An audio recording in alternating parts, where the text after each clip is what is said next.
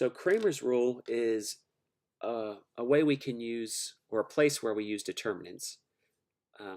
We could go back and show why Kramer's rule works, but we're going to go ahead and look at this and go ahead and use it. But Kramer's rule is the process of using matrices to solve a system of equations. We can solve 2 by 2s, or we can solve three equations with 3 variables. So what we do here, we actually have done this before, where you take your coefficient matrix, so A, B, D, E, multiplied times your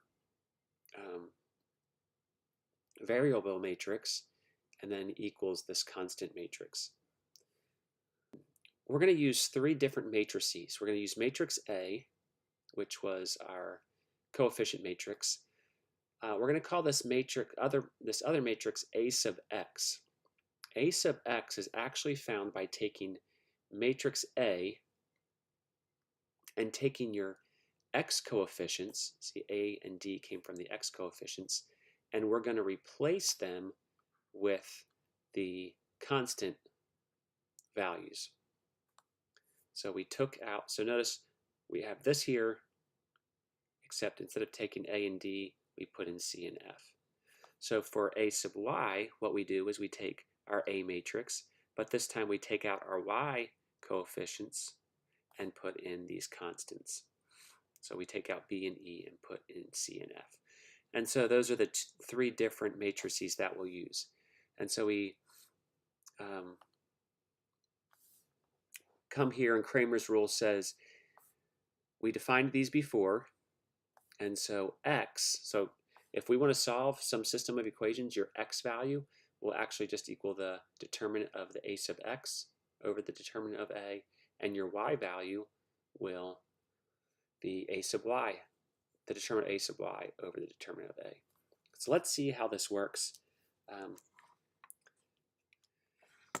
There was a lot of math stuff written here and different definitions, but it turns out to be a pretty simple way to solve a system of equations. So remember, we used to use either substitution or elimination.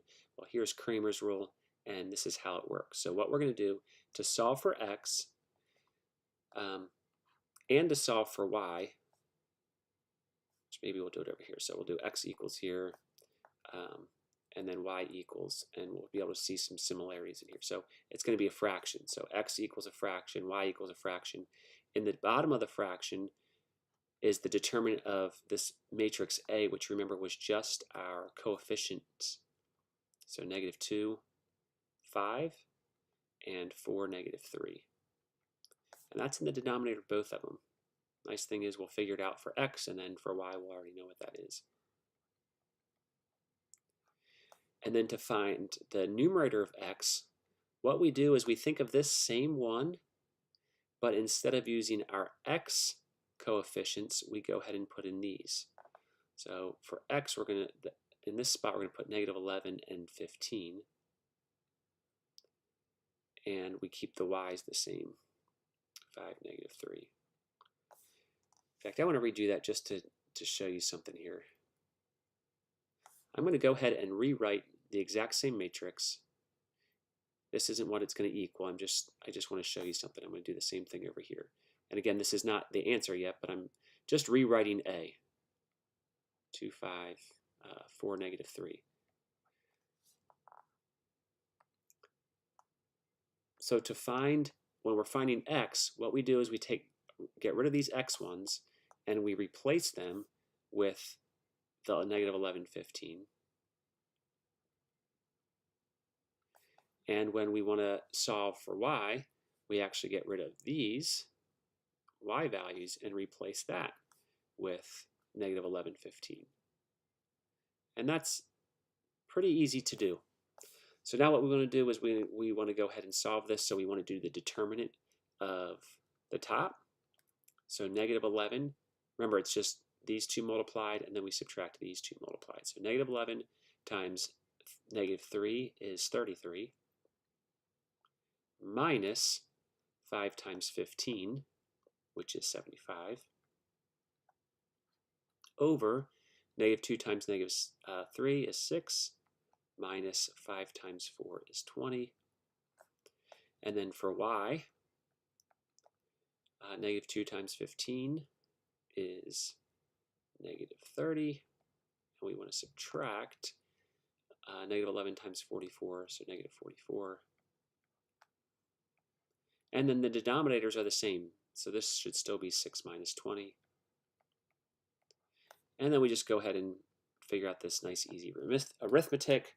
So we have 33 minus 75. That is negative 42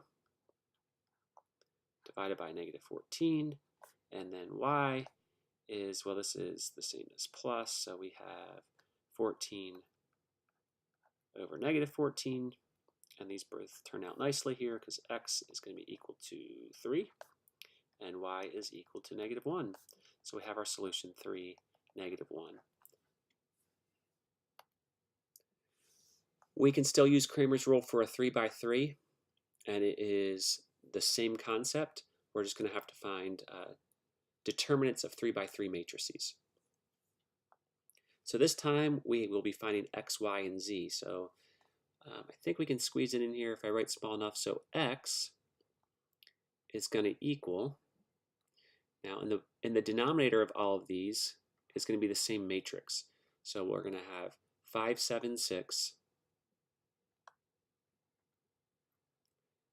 1, negative 3, 2. Now I'll give you a warning that the biggest mistake I find in these is that students just copy numbers wrong. They forget a negative, or they look at the wrong thing and write the wrong number. So make sure you have the right numbers in there: 5, 7, 6, 1, negative 3, 2, and 2, 4, negative 12. In the numerator, we're basically going to have the same matrix, except we're going to replace the x's with these values here. So we'll change the color here just so it's noticeable. So this is going to be 12, negative 6, 0, but then everything else remains the same.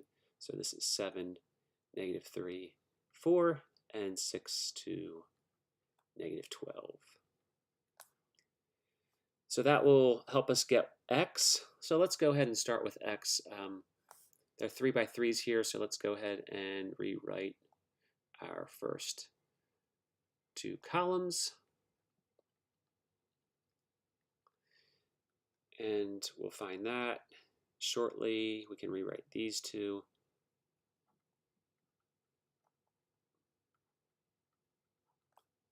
That's a 4.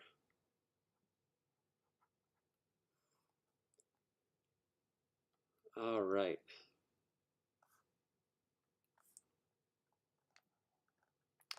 So we have 12 times negative 3 times negative 12.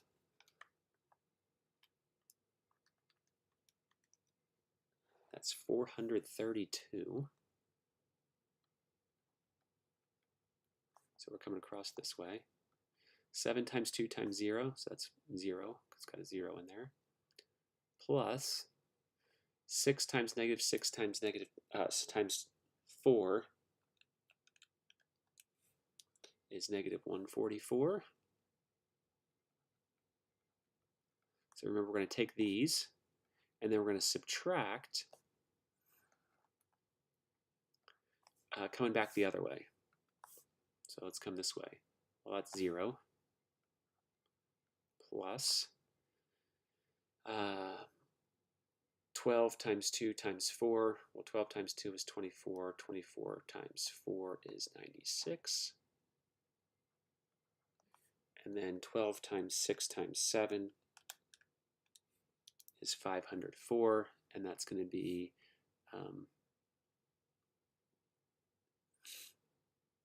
positive because you have a negative times a negative. So 504. In the denominator here, got to do a similar idea. Just do this again. So we're getting practice with these matrices. 5 times negative 3 times 12. So that's 15 times 12, which is 180. So we have 180. 7 times 2 times 2, so that's 28. And 6 times 1 times 4, which is 24. And then we're going to subtract coming back the other way. So we have 6 times negative 3 times 2, that's negative 36. 4 times 2 times 5 is 40. And negative 12 times 1 times 7 is negative 84. 432 minus 144 is 288.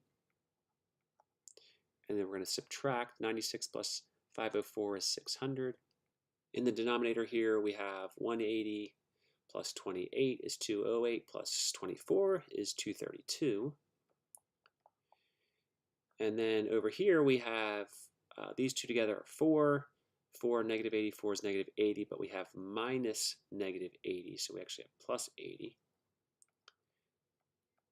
288 minus 600 ends up being negative 312.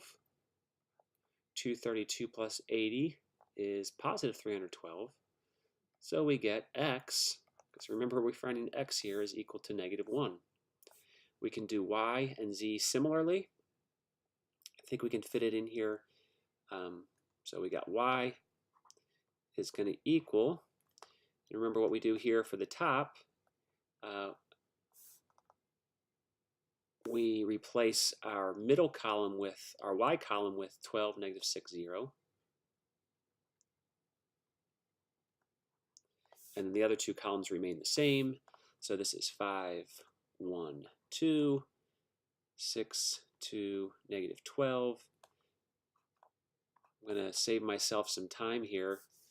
And actually, I'm not going to even write that there because it's going to be this same thing. And what did we get for this? Well, we got this was 312. So 312 is going to be in the denominator because it's the same denominator as this one, and we found that was 312. Let's go ahead and rewrite our columns. 5, 1, 2, and 12, negative 6, 0. And we'll work through this. We can just go right underneath here. 5 times negative 6 is negative 30, times negative 12 is positive 360, plus, coming across here, 12 times 2 times 2, that's 24, 48. And then plus our last one, which is nice and easy, 6 times 1 times 0 is 0. And then we're going to subtract, coming back the other way. 6 times negative 6 is negative 36, times 2 is negative 72. 5 times 2 times 0 is 0. And then 12 times negative 12 is negative 144.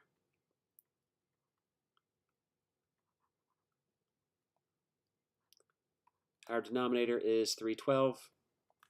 And so we can finish this out. 360 plus 48 is 408. Minus negative 72 and 144.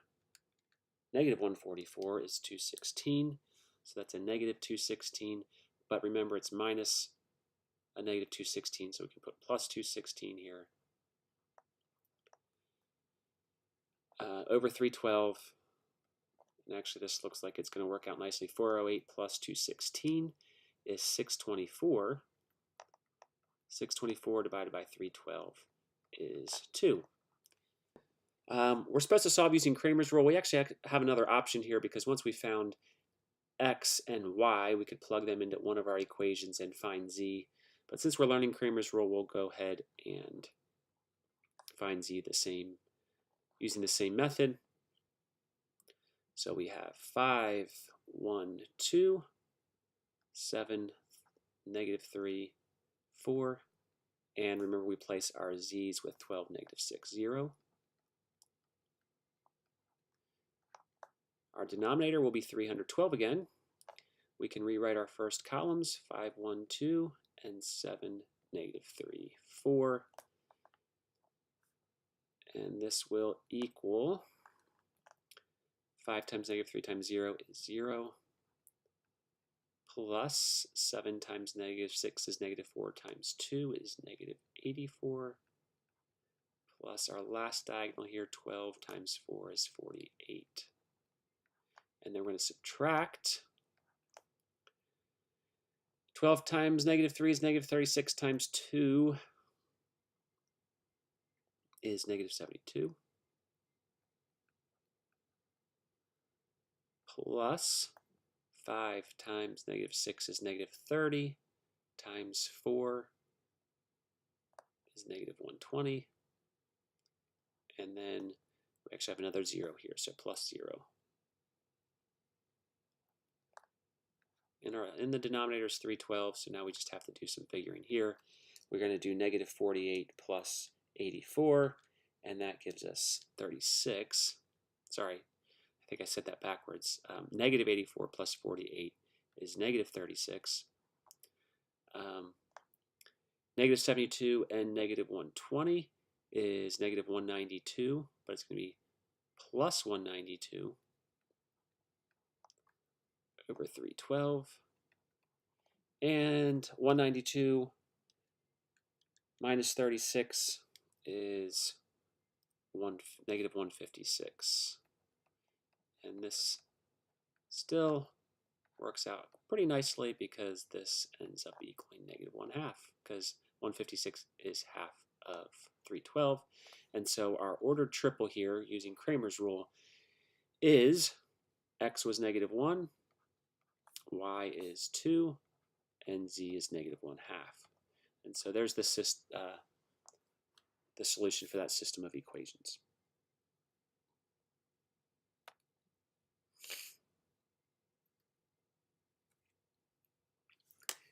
Here's one more nice little application that we can use use determinants for the area of a triangle if it has these 3 vertices. So like x sub 1, y sub 1, x sub 2, y sub 2, and x sub 3, y sub 3 can be found using this equation here. There's the plus or minus here because if your determinant ends up being negative, you actually make it the opposite because area has to be positive. So all you do is list your vertices here in order along with 1s in your bottom row.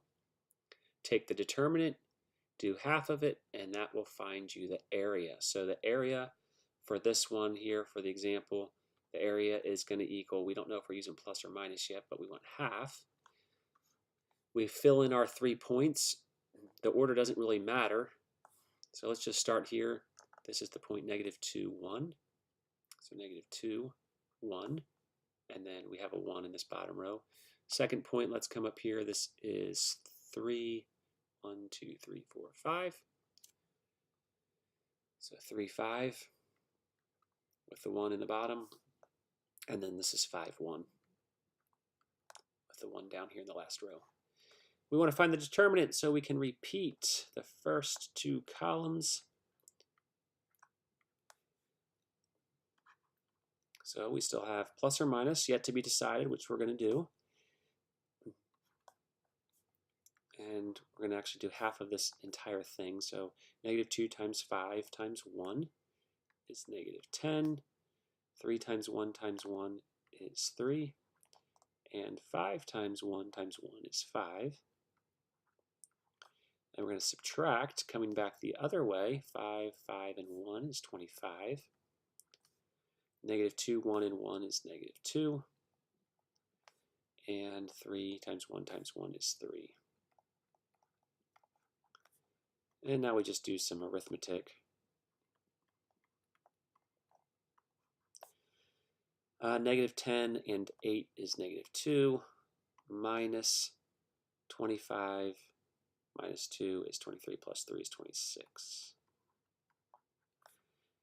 And obviously this is going to be a negative, so we want the opposite of that. So times negative 28. Negative half times negative 28 is 14. So it's 14 units squared is the area of this triangle. This would have actually been nice and easy to find just using geometry. The length here is 1, 2, 3, 4, 5, 6, 7. The height we can find right here is 4. And so area is 1/2 base times height. And we get 14. But this can be used even if you have a triangle that has no horizontal or vertical segments in it, like if it was something like this. So it works out nice for something, a triangle like that. And that is the lesson on determinants, and then using determinants for a couple applications, such as Cramer's rule and the area of a triangle.